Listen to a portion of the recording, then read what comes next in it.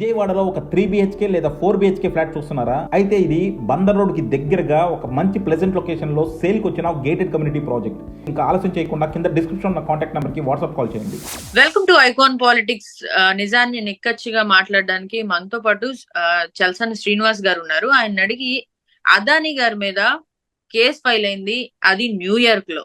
So Modi ఈయన వెనకాల ఉన్నారు అనడానికి చాలా కారణాలు ఉన్నాయి. సో ఆ అంశం మీద కూడా విపులంగా తెలుసుకునే ప్రయత్నం చేద్దాం. నమస్తే సార్. నమస్కారం సార్, అదానీ మీద న్యూయార్క్ లో కేసు ఫైల్ చేయడానికి గల రీజన్స్ ఏంటి? అసలు ఇప్పుడు ఈయన వ్యాపార లాభాల కోసం ఉన్నవి లేనట్టు లేని ఉన్నట్టు చూపించి ఇన్వెస్టర్స్ ని ఆకర్షిస్తున్నారు అనేది మెయిన్ ఎలిగేషన్ గా కనపడుతోంది. దీని మీద మీ అనాలిసిస్ ఏంటి సార్? ఒకటి ఇందాక కూడా ఒక న్యాయ నిపుణులతో మాట్లాడాను. అమెరికన్ ఫెడరల్ రాష్ట్రని మరొకసారి మిగతా రాష్ట్రం కూడా స్పష్టంగా స్టడీ చేయాల్సింది అని చేసిన తర్వాత మాత్రమే వివరంగా చెప్తానన్నారు. ఎందుకంటే I respect their view also. Apart from నేను అడుగుతున్నాను, ఇండియాలో జరిగిన దానికి ఇంతకుముందు ఇండస్ట్రీ మీరు లిస్ట్ చూశారు, ఇంతకుముందు ఈయన పేరు వచ్చిన ఆరోపణని. ఈ ఇండియాలో ఉన్న ఉత్తర భారతీయ జనతా పార్టీ మొత్తం క్యాడరో ప్రభుత్వం ఈయన కోసం పనిచేస్తున్నప్పుడు ఆయన పనిచేసింది. ఆయన చేసిన తప్పో లేదో న్యాయనేతలు కాదని అసలు ఆయన వెనకేసుకు రావడానికి చూడని వాళ్ళు కూడా లేరు. ఇవాళ నిన్ననే ఆయన కొత్త ప్లాన్ తీసుకొచ్చారు. వచ్చే 5-6 సంవత్సరాల్లో దాదాపు 8 లక్షల కోట్ల రూపాయలు పెట్టుబడులు కొత్తగా రంగాల్లో మేము పెడుతున్నామని చెప్పారు. ఇవాళ దీంట్లో కూడా ఈ ఫోన్లో ఉందండి. ఈ సంవత్సరం చేసిన ఎక్విజిషన్స్ లో పెన్నా ప్రతాప్ రెడ్డి గారి సిమెంట్ ఫ్యాక్టరీతో పాటు ఇంకొక 7 కంపెనీలు ఉన్నాయి. అంటే గుజరాత్ అంబుజాని తీసుకున్నారు. గుజరాత్ అంబుజాని ఈయన కొనేశారు. అందువల్ల అది నాకు అర్థం కాంది.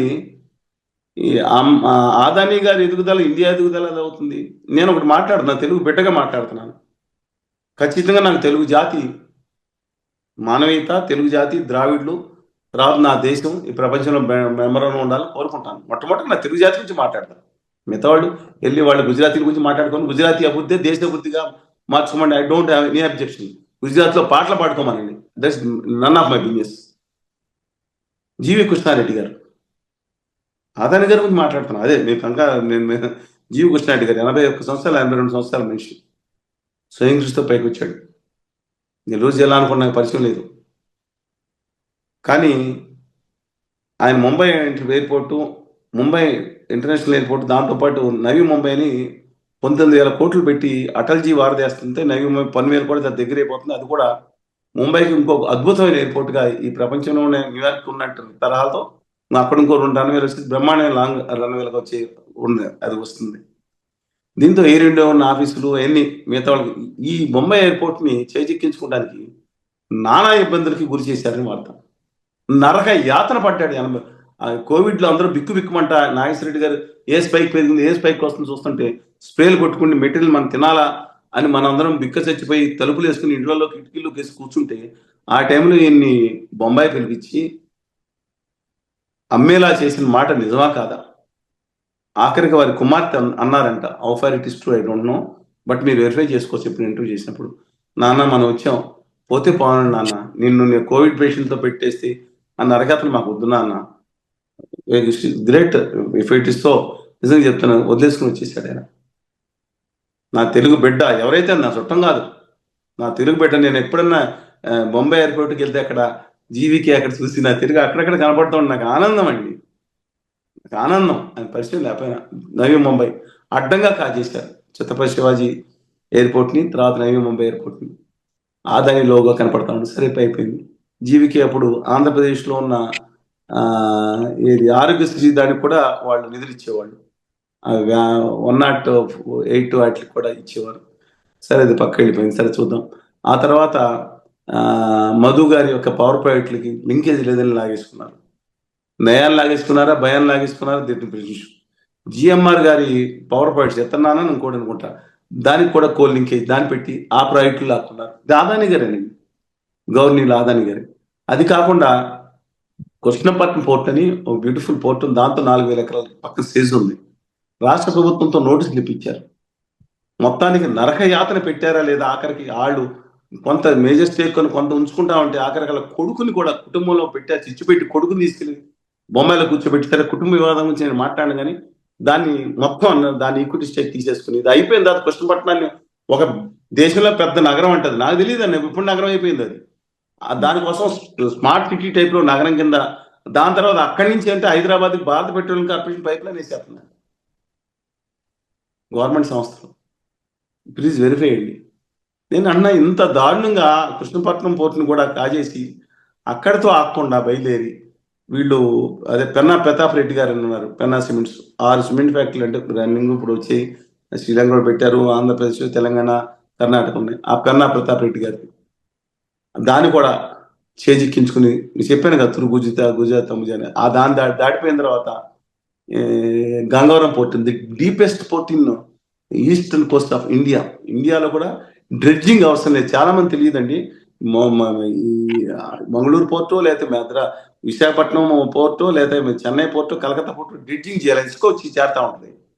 అది కొన్ని డాల్ఫిన్ నోస్ ఉన్నా సరే మనం విశాఖపట్నం చేయాలి. కానీ ఇక్కడ ఏదైతే ఇది ఇచ్చారో ప్రాజెక్ట్ కి స్టీల్ ప్లాంట్ కాకుండా రైతులు తగ్గించి బలవంతాన్ని చేసి వేలాది ఎకరాలు ఆ రోజు చేసినప్పుడు మీ అందరం గంట పాపారాగా చనిపోయాడు వెళ్ళొచ్చాను. అప్పుడు ఆ రోజు చంద్రబాబు నాయుడు గారు ఎంత గట్టిగా చేసినా సరే ఒక మంచి పని చేశారు. ఇది ఇన్ని సంవత్సరాల తర్వాత తిరిగి ఈ సంపద తర్వాత 30,000 కోట్లు 50,000 కోట్లు ఎంతన్నా ఆంధ్రప్రదేశ్ రాష్ట్ర ప్రజలకి ప్రాజెక్ట్ చెందుతుంది. Bill to own operate and transfer to Andhra Pradesh government అని రాసి కండిషన్ పెట్టారు. అలాంటి ఆ గంగవరం పోర్టుని డివిఎస్ రాజు గారు అమ్మటానికి ఇష్టపడకపోతే ఏ విధంగా వచ్చారో ఏ విధంగా చేశారో నేను చెప్తే అసలు నేను చెప్తున్నానండి, నా తెలుగు బిడ్డలండి ఎవరైతే కానివ్వండి వీళ్ళని వాళ్ళు గుజరాతీ పాటలు పాడుతున్నారు. మా హిందూ గొప్పడే అంటే వీళ్ళు హిందువులు కాదా, లేదా క్రిస్టియన్లు అయితే తప్ప? తెలుగు బిడ్డగా మాట్లాడుతున్నా నేను. ఆయన కంపెనీ అమ్మేసుకుని ఆఖరికి 10% ఈక్విటీ స్టేక్ రాష్ట్ర ప్రభుత్వానికి ఉంచుకోవాల్సిన డైరెక్టర్ పోస్ట్ దాంట్లో ఉంటుంది. దాన్ని కూడా జగన్మోహన్ రెడ్డి గారు మరి ఏం చేస్తారు? జగన్మోహన్ రెడ్డి గారు చంద్రబాబు నాయుడు ఏం చేస్తారు? ఆదాని గారు ఇద్దరు మనుషులు దేశాన్ని శాసిస్తున్నప్పుడు నోరు మూసుకుని 600 చిల్లర కోట్లు 600 మంది అన్న అంటారు, సబ్జెక్టు కరెక్షన్ 630 కోట్లు, ఆ 10.3% 4% ఆయనకు అప్పచెప్పేసి 100% మేమని అనౌన్స్ చేసేసుకుని ప్రాఫిట్స్ డిక్లేర్ చేసుకుని వెళ్ళిపోతాం. మొత్తం ఈ దేశంలో ఎయిర్పోర్ట్ త్రివేంద్రం ఎయిర్పోర్ట్ లెక్కన ఎయిర్పోర్ట్ వద్దన్న కొద్ది 10 ఏళ్ళు 20 ఏళ్ళు కాదు 33 ఏళ్ళు కాదు 50 ఏళ్ళు 100 ఏళ్ళు ఏందండి ఇది? I not able to understand. ఈ దేశంలో పోర్టులు ఎయిర్పోర్ట్లు ఆఖరి మీడియాలు కూడా మీకు తెలిసే ఉంటుంది, చాలా మంది పెద్దవాళ్ళు కాదు తెలిసి ఉంటుంది. ఒక దేశంలో కూపు జరిగితేనండి సైనిక తిరుగుబాటు జరిగితే ఫస్ట్ ఆ దేశంలో రేడియో స్టేషన్లోనే ఎయిర్పోర్ట్లు బంద్ చేస్తారు, వాళ్ళు ఆక్యుపై చేస్తారు. నా చిన్నప్పుడు 100 సార్లు కాబట్టి చాలాసార్లు చూసాం. ఎందుకంటే బయటికి మేము ఇప్పుడు ఆక్యుపై చేసామని కానీ మిగతా వాళ్ళు అయిపోతారు ప్రజలని. అలాగే విదేశాల నుంచి వచ్చే వాళ్ళందరూ ఆఫ్ చేస్తారు, కంట్రోల్ ఉంటుంది. కానీ పోర్ట్లు ఇవాళ ఈయన పోర్ట్లు ఎన్డీటీవీని ప్రణయరాయ్ గారిని ఎవరు తీసుకున్నారండి? ఏ విధంగా తీసుకున్నారు? ఎంత హోస్టైల్ టేక్ ఓవర్ ఇది? ఏ మీడియాలు బతకూడదా? మొత్తం చాప కింద నీరులో వచ్చేస్తుంటే అసలు ఏం జరుగుతుంది ఆ దేశంలో? మిగతా వాళ్ళు బతకూడదా? గుమ్మా వ్యాపారులు మాత్రమే బతకాలా? ఇది ఎందుకు నేను అన్నదానికి ఎందుకు చెప్పానంటే దాని మీద నేను న్యాయ నిపుణులతో మాట్లాడినప్పుడు వేచి చూద్దాం, కానీ వాళ్ళకి అంత అధికారులు ఉన్నాయో లేదో మనం వెరిఫై చేద్దాం.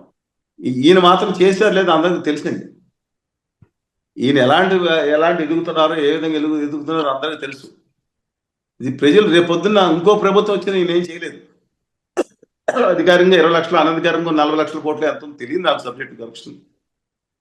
ఏ కాంగ్రెస్ ప్రభుత్వం వచ్చినా 100 మంది ఎమ్మెల్యేలని ఒక్కొక్కరికి 3,000 కోట్లు ఇస్తే 3 లక్షల కోట్లు లెక్కే కాదు. ఒక రోజులో స్టాక్ వాల్యూ పెరిగితే అయిపోతుందంట.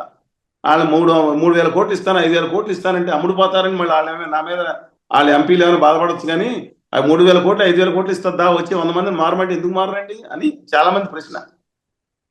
అంటే వీళ్ళని తలదనే వాళ్ళు ఎవరు ఉండరు. ఏ పార్టీ వచ్చినా చచ్చినట్టు కాలు చుట్టూ తిరగాలన్నమాట. ఆంధ్రప్రదేశ్లో జగన్మోహన్ రెడ్డి గారన్నా, చంద్రబాబు నాయుడు గారన్నా, కళ్యాణ్ బాబు గారన్నా, లేదంటే వైఎస్ఆర్ తెలంగాణ పార్టీ మాజీ అధ్యక్షురాలు శ్రీమతి షర్మిల గారన్నా అందరూ ఆదాని గారి చుట్టూ తిరగాల్సిందేనా? ఒకనప్పుడు వద్దనుకున్న వాళ్ళే.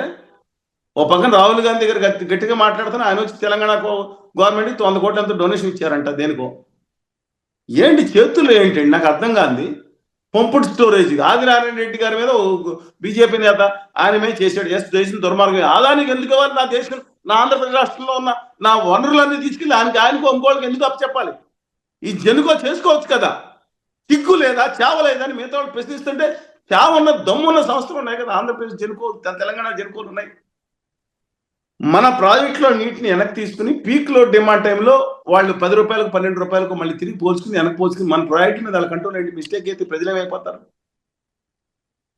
అసలు నాకు అర్థం కాదు. ఆదాని గారికి ఇంకోళ్ళకి గ్రీన్ ఎనర్జీకి వాళ్ళకి 5,000 మెగావాట్లు, ఇంకోళ్ళకి ఇంకో కంపెనీకో 10,000 మెగావాట్లు స్థలాలకేమో 50,000 ఎకరాలు ఇవ్వటం, 10,000 ఎకరాలు ఇవ్వటం పావలాబేటకి. ఎందుకు జెన్కోకి ఇస్తే విదేశాలు ప్రభుత్వాన్ని నమ్మి సాఫ్ట్ లోన్స్ ఇస్తే కదా 3% 2%. ఆ బుల్లెట్ లోన్కి 0.15% అంట, అంటే పావలా కాదు 0.15 0.1 15 పైసలు కూడా కదా, ఇంకా తక్కువ లోన్. వాళ్ళకి తిరిగి కడతారన్నా లోన్లు ఇవ్వరు సార్. 35 ఏళ్ళ తరం 35 ఏళ్ళు 15 ఏళ్ళు మానిటోరియం, తర్వాత 35 ఏళ్ళు కట్టాలి. 15 ఏళ్ళకు నా సోలార్ వచ్చేస్తుంది కదా. నా జనుకోలు ఎందుకు పెట్టుకోలేదు? వాళ్ళకి ఎందుకు ఈ పాలకులందరూ ఒక పాలకుడు నేను మాట్లాడతలేదండి. ఐఎమ్ నాట్ సపోర్టింగ్ ఈ పాలకుడు. అందరూ ఒకటి ఎలా తయారయ్యారు? నేను శాశ్వతం కాదు, నా మీద మీరు కాబట్టి మీరు ఎక్కువ కాలం బతకొచ్చు, కానీ మనం ఎవరో శాశ్వతం కాదు. నేను మాట్లాడే మాట ఖచ్చితంగా చరిత్రలో ఉండిపోతుందండి. మనం ఇవాళ మధ్యతరగతి గురించి మాట్లాడకపోతే, మిగతా ప్రజల గురించి మాట్లాడకపోతే, భావితరాల గురించి మాట్లాడకపోతే, నేను రోడ్ల గురించి మాట్లాడతాను. మీకెందుకు శ్రీనివాస్ గారు? మీరు ఎలా కట్టుకోగలుగుతారు? మీకేమైంది రోడ్ల గురించి? మధ్యతరగతి ఎవరు మాట్లాడతారు? అందుకని ఈ ఆదాని గారి అసలు నాకు అంబానీ గారు కూడానండి, ఈ దేశంలో లూప్ హోల్స్ పట్టుకుని ధీరుభాయ్ అంబానీ గారు పైకి వచ్చారు. ధీరుభాయ్ అంబానీ గారు నేను కాదంటలేదు, కానీ మొత్తం ఆయన చేసిన టేక్ ఓవర్స్ 100 ఉంటే హాస్టల్ టేక్ ఓవర్ ఒకటి ఉందేమో తెలియదు నాకు. ఈయన పేక మీద కత్తి పెట్టినట్టు, బయటికి బతిమాలినట్టు. ఇదేంటండి నాకు అర్థం కాదు. ఈయన ఇద్దరు అనుచరులు దేశాన్ని శాసించట్లేదండి.